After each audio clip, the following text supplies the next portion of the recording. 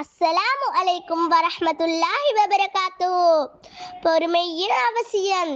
பொறுமை என்பது வாழ்வில் ஏற்படும் பிரச்சினை, துன்பம், சோதனை போன்றவற்றின் போது உணர்ச்சி வசப்படாமலும் கோபம் கொள்ளாமலும் இருக்கும் மனநிலையாகும்.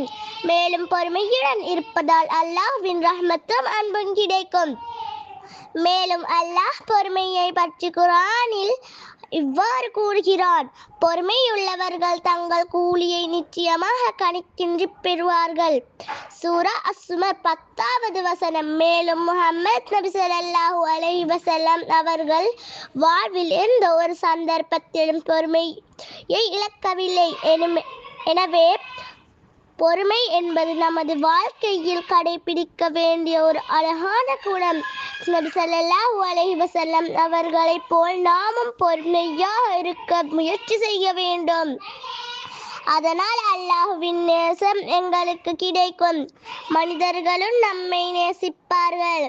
மேலும் அல்லாஹ் எம்மை பொறுமையாளராக ஆக்கி வைப்பானாக. ஆமீன்.